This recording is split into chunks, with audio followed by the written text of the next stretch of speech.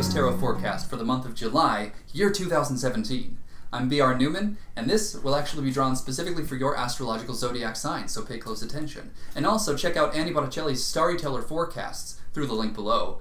If you want to see the astrological side of things, it's fascinating how it all lines up so beautifully each time. And also check out my website, IamHelios.com. Consider all that I offer there, personal readings, courses, etc. Alright, other than that, let's just get right to it. Alright, Cancer, here is your 5-card tarot spread. It's sort of like a compressed or miniaturized Golden Dawn spread consisting of only 5 cards as opposed to 15. Yeah, it's comprised of a central theme, 2-dimensional timeline options, a past section, and a fate section. Well, here in your central theme, that which sort of sums up the whole of the reading and speaks to where you are right now, the energetic signature of this moment, perhaps, is the 7 of Swords. So the 7s in the tarot spread all correspond with the sphere of 7 on the Tree of Life, which has to do with endurance and patience, and sometimes is referred to as the harsh kindness of God. You know, a temporary blockage or obstacle is placed before you, specifically so that you can build up enough momentum to break through it, to make similar challenges in the future much more easy, much more effortless to overcome. Well, in this case, this is Sphere of 7 as manifest through air, or swords. So this is a leap of faith, despite futility, despite the apparent complete lack of hope. So if you want to figure out exactly what this whole tarot spread is speaking about, look to the areas of your life in which you feel that there is no hope. Parts of your life and your experience that you feel you can't change, there's not much you can do about. Well, apparently, there is something you can do about it. The emphasis here is not on the seemingly hopeless situation, but the leap of faith itself and the courage that is required to take such a leap within such circumstances. So there's something to be gained, there's something in that for you, something to be learned. So you have 2-dimensional timeline choices, 2 ways that you can go about actualizing this experience. On the one hand, you have the Lovers, a major arcana card, which has to do with embracing your opposite, doing something that is so different that you would never consider it. Integrating the impossible into your being, another form of a leap of faith. Combining complete opposites. This is an alchemical process, creating gold from lead. It seems impossible, but once you do it, you know it is, and that's the value. The value is in the experience of having done it. So the other option is the Knight of Swords, and you may or may not already be aware, but all of these 16 court cards within the tarot correspond perfectly with the 16 Myers-Briggs personality profiles. And the Knight of Swords corresponds directly with the ESTJ, or the extroverted sensing thinking judger.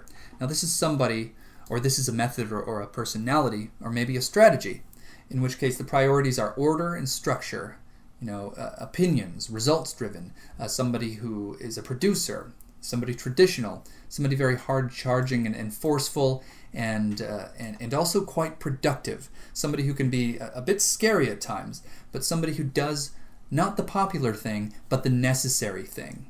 Now, if I were to take a wild guess, Cancer, I would say that this is a personality profile that is quite unnatural. Maybe the seemingly hopeless situation is this call to act, call to step into this personality profile, to take charge in a way that you hadn't before, and maybe you feel like you don't have what it takes, you don't have it in you to do that, or maybe it just feels unkind and harsh and out of resonance, out of character. Well, granted, it might actually be, but that doesn't mean that there's not something in this for you, something in the experience of indulging that possibility, temporarily stepping into that for a specific purpose, to overcome something, to engage something, to face something, perhaps to overcome a fear. At the very least, a successful leap of faith results in the elimination of a fear in one way or another. So let's consider your past section to figure out what exactly has inspired all of this. You have the 7 of Wands, and remember you have the 7 of Swords in your central theme, so here again, you see it corresponds with the Sphere of 7 on the Tree of Life, but in this case, it's fire. So this is courage and the will to carry on despite the apparent challenge. So in the case of the 7 of Swords, you have a call to take a leap of faith despite the fact that it seems like there's no hope. The idea that such a leap would result in your demise. There in your past section, maybe the drudgery, the daily difficulties would bog you down. In one way, the heaviness, the weight would just add up, and pushing and forcing you into a position you don't want to be in. But despite all of that, you summon the will, or kindle the flame within you that is required in order to keep you going, to carry on, to move forward and up, and grow and learn, change, adapt, modify, evolve. Having done that in one way or another, and you must have, I advise you to carefully consider the way in which this might apply to you. Having done that, having gone through that, you actually have plenty. You have all that you need to summon the faith required to leap. The leap of faith is required, and it might seem very scary. There is futility here. There is the sense that it won't work out. Considering your fate section, let's look at what you're looking into, what you're looking forward, what you're fearing, maybe. A mechanical lack of compassion, perhaps, through the Nine of Swords. The 9 corresponding with Yasod on the Tree of Life as manifest through air, through swords. This is cruelty.